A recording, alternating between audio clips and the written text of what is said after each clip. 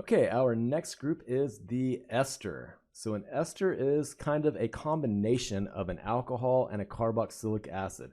So more specifically, it's the combination of an alcohol residue and a carboxylic acid residue. So do you remember from last semester what a residue is? So a residue is the part of a reactant molecule that remains when it has been incorporated into the product. So as you can see from our ester here, we have a carboxylic acid residue and an alcohol residue. So what is missing from each of these? So our carboxylic acid residue has the carbonyl, but we're missing the OH. And our alcohol residue has the oxygen, but we're missing the H attached to the oxygen.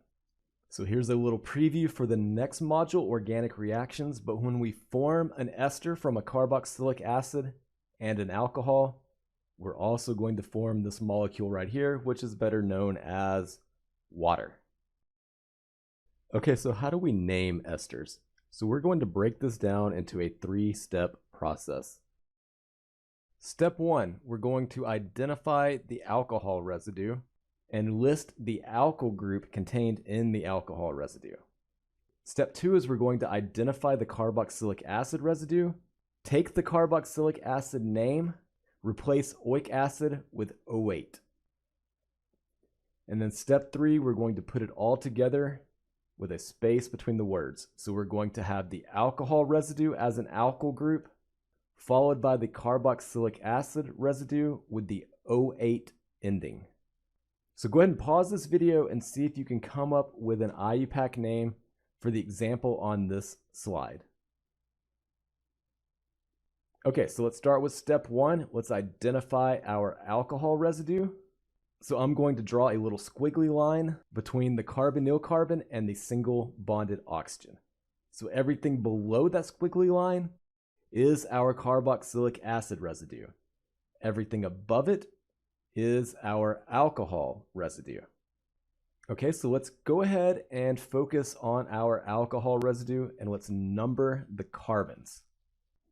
So we have 5 carbons and we're going to list that as an alkyl group. So that would be a pentyl group. Okay, let's move on to step 2. We'll number our carboxylic acid residue as well. So a 3-carbon carboxylic acid would be propanoic acid.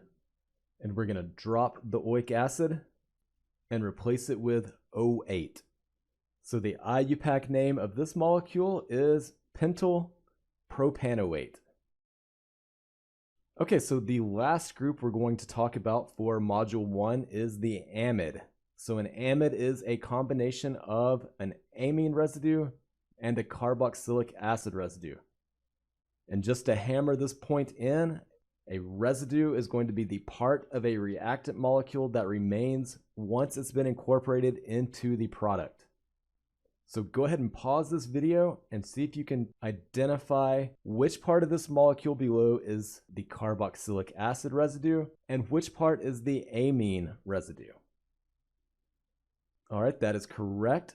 The carboxylic acid residue is in red on the left, and our amine residue is in black on the right. Okay, so how do we name amines? So we're going to break this down into a 3-step process like we did with esters. So step 1, identify your carboxylic acid residue, give it a name, then replace oic acid with amide. Step 2, you're going to name your amine residue as substituents. We're going to place these substituents at position N. So very similar to what we did with amines. And then step 3, this time you're going to put it all together with no spaces. So go ahead and pause this video and see if you can come up with the IUPAC name for this molecule. Okay, let's start with step 1. Let's go ahead and number our carboxylic acid residue. So a 3-carbon carboxylic acid would be propanoic acid. We're going to drop the oic acid and replace it with amide. Okay, so let's move on to step 2. So it looks like we have 2 additional carbon chains coming off of the nitrogen. So we're going to have 2 substituents at position N. So one of our carbon chains has 2 carbons, and the other one has 1 carbon. So we have an ethyl group and we have a methyl group. And remember, we're going to place these in alphabetical order. So we should have N-ethyl, N-methyl, propanamide. So the final IUPAC name for this molecule is N-ethyl, N-methyl, propanamide.